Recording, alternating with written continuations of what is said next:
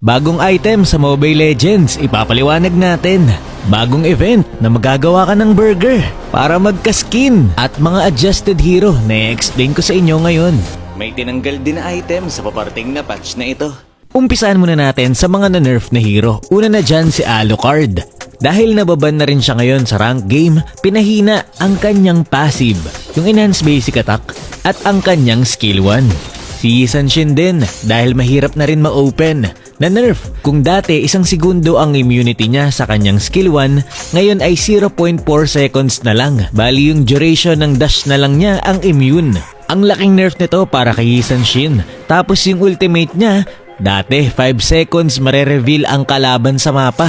Ngayon ay 2 seconds na lang. Ang bilis na mawala ng vision. CC din, na nerf. Mabilis nang mawawala ang kanyang stack kapag wala kang inaatake. Tignan nyo naman kung gaano kabilis mawala yung stack ko. Pero para sa akin, balance nerf to para kay CC. Si Arlott din, pinihina ang base damage ng kanyang skill 2 sa late game.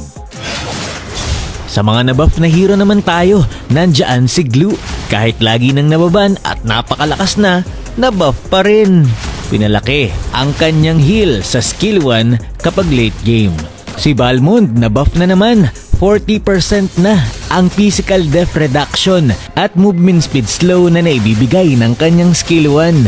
At dahil dito, kakayanin na ata ni Balmond makipagsabayan sa iba pang mga fighter. Parang dirot na rin yung skill 1 niya. Nabuff din si Benedetta.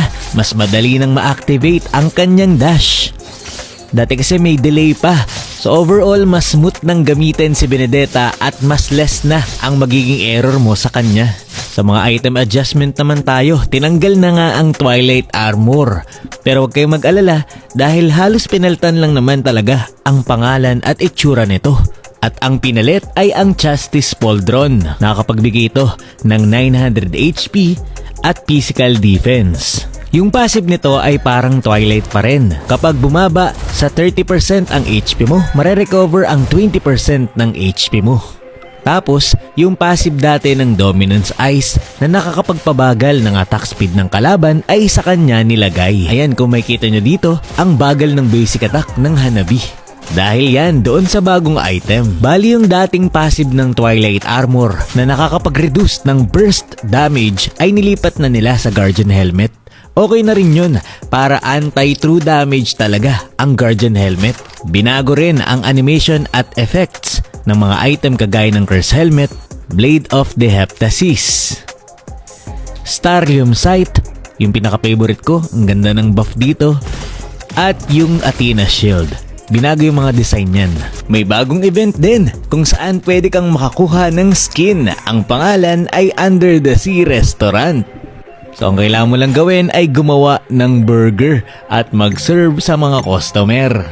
So event to guys ha, hindi ito required gawin kung sakaling ilabas na sa original server. Pero ang cute talaga nito guys, legit. Pero bakit kaya may Under the Sea Restaurants MLBB? Ano kaya ang paparating na skin? Yun lang for this video. Maraming salamat sa panonood and to God be the glory.